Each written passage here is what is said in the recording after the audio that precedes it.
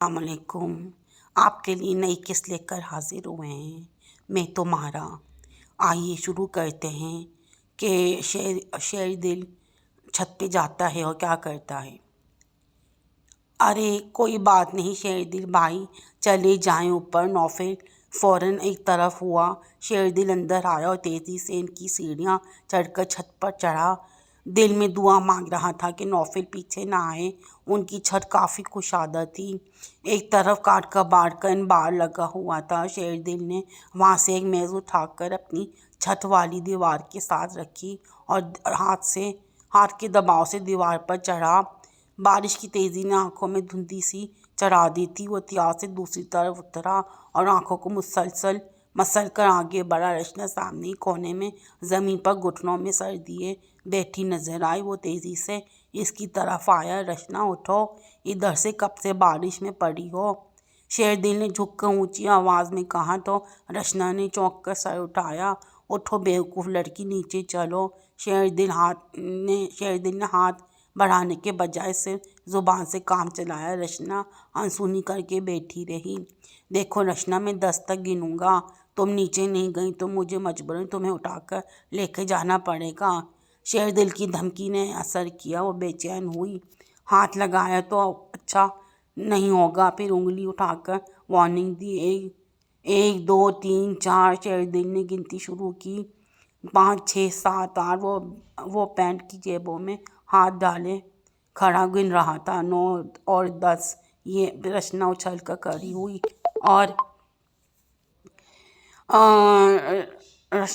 खड़ी हुई और खूनखार नज़रों से शेर दिल को देखते हुए दरवाजे की तरफ बढ़ी। शेर दिल ने इत्मीनान का सांस लिया था।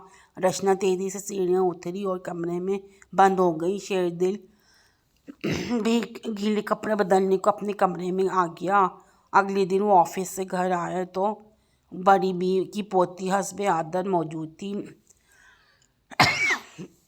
मगर शेर दिल को देखकर नीचे जाने के बजाय उसके पास चली आई। सुबह से भाभी को बहुत तेज़ बुखार हो रहा है। हमने बुखार की दवाई दे दी है।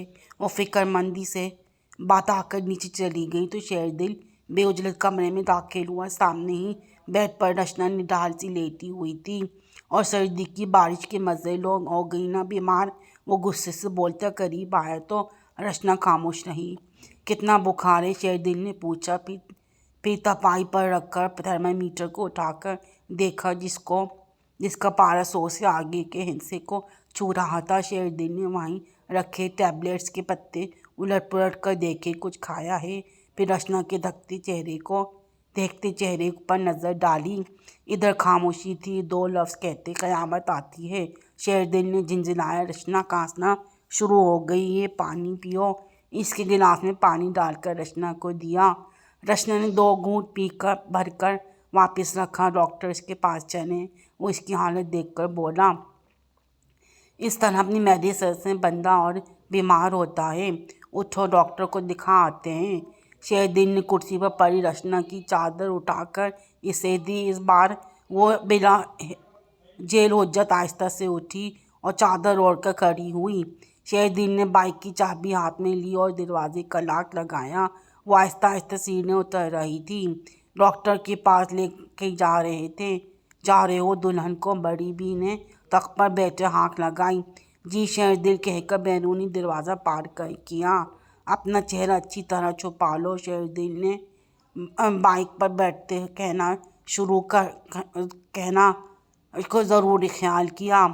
रचना का चेहरा वैसे ही ढका हुआ था। वो पीछे मोहतात होकर बैठ गई। डॉक्टर के पास ज़्यादा रश नहीं था। चेकअप के बाद इसने दवाएं लिखकर दी और परहेज़ का मशवरा दिया। वापसी पर शेर दिल ने स्टोर से दवाएं ली और कुछ ज़रूरी अशिया भी। वो रचना की मौजूदगी के ख्याल से कुछ हल्की रफ्तार से बाइक चला रहा था। वो कदरे सुनसान रोड से गुजर रहे थे कि अचानक 2 आदमी बाइक के सामने आए। मोटरसाइकिल को रुकवा दी। जो कुछ है निकालो जल्दी। एक ने शेर दिल की जेबों को खुद ही टटोलना शुरू कर दिया और पैसे और मोबाइल निकाल लिया। दूसरे ने रचना के हैंड बैग छीना। दोनों के हाथों में जदीद तर्ज की पिस्तौल थी। اس لیے شیردل نے مزاحمت نہیں کی، پیش رشنا بھی ساتھ تھی۔ یہ بھی اتارو۔ رشنا کے بیگ کو چھینٹنے کے نتیجے میں اس کی چادر سر سے سرک گئی تو اس آدمی نے رشنا کے سونے کے بندے دیکھ لیے اور رشنا کے کان میں ہاتھ ڈال کر ان کو کھینچنے لگا۔ اور ہاتھ نہیں لگا اسے۔ شیردل ایک دم بے پناہ کے بائک سے اترا اور اس کے آدمی کو دھکا دیا۔ یہ سیانہ بنتا ہے۔ وہ لڑکھڑا کر سنبھلا اور آگے بڑھ کر شیردل پر جھپٹا۔ شیردل نے اس کے پیٹ میں گھوسا مارا۔ مجھے دھکا دیتا ہے اپنی ہوتی سوتی کے پیچھے۔ وہ شیردل کے بال ہاتھ سے پکڑ کر سر پہ پستول کے بٹ مارنے لگا۔ میں دے رہی ہوں، پلیز آپ انہیں کچھ نہ کریں۔ رشنا نے گھبرا کر بالیاں اتاری اور آدمی کی طرف اچھالیں۔ چل بے بھاگ۔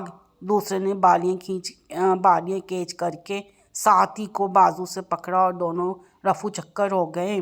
شیردل رکوع کی حالت میں زمین پر بیٹھ چکا تھا۔ اس کا سر پھٹ گیا تھا اور خون نکل رہا تھا۔ شیردل، اللہ اتنا خون، اب میں کیا کروں؟ رشنا نے روتے ہوئے آس پاس دیکھا۔ راہگیر جو دور کھڑے دیکھ رہے تھے اب رفتہ رفتہ قریب آ رہے تھے۔ کئی ہاتھ موبائل اونچا کر کے شیردل کی مووی بنانے میں مصروف تھے۔ رشنا کو ان کی بے حسی پر سخت تاؤ آیا۔ ہمارے ساتھ یہ انہونی ہو گئی اور آپ بجائے مدد کرنے کے مووی بنا رہے ہیں۔ وہ تلخی سے چیخ کر بولی اور کچھ اثر نہ ہوا۔ ہم ان سڑک چھاپ لٹیروں کو سوشل میڈیا پر بے نقاب کریں گے۔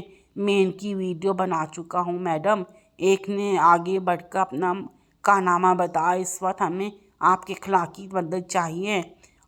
مجرم کو آپ بعد میں بے نقاب کیجیے گا، رشنا نے غصے سے کہا اور شیردل کی طرف آئی جو سر پکڑ کر لڑکھڑاتے ہوئے اٹھ رہا تھا۔ رشنا نے گھبرا کر اس کو کندھوں سے تھام لیا۔ رکشا ادھر۔ ایک نے اشارے سے رکشا روک کر ان کو اسپتال لے جائیں۔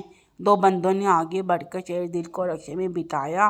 ایک اور نے موٹر سائیکل کو لاک لگا کر چابی رشنا کے حوالے کی۔ اسپتال پہنچے تو ایمرجنسی میں شیردل کو فوری ٹانکے لگائے گئے اور ڈریسنگ کی گئی۔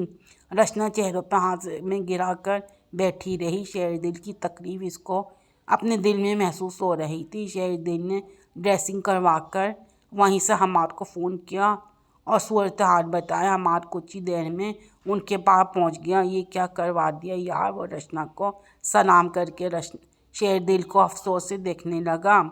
بس یہاں گھر سے نکلو تو پتہ نہیں چلتا کہ کب آپ کے ساتھ کون سا اسٹریٹ کرائم ہو جائے۔ شیردل نے کار میں بیٹھتے سارے خیال کیا۔ رشنا پیچھے بیٹھی۔ یہ تھی قسط آپ کو کیسی لگ رہی ہے؟ آپ مجھے کمنٹس کر کے بتائیں کہ آپ کو میں تمہارا کیسا لگ رہی کہانی۔ امید ہے پسند آ رہی ہوگی۔ ملتے ہیں اگلی قسط میں۔ چلیں میرے چینل کو سبسکرائب کریں، لائک کریں اور شیئر کرنا نہ بھولیں۔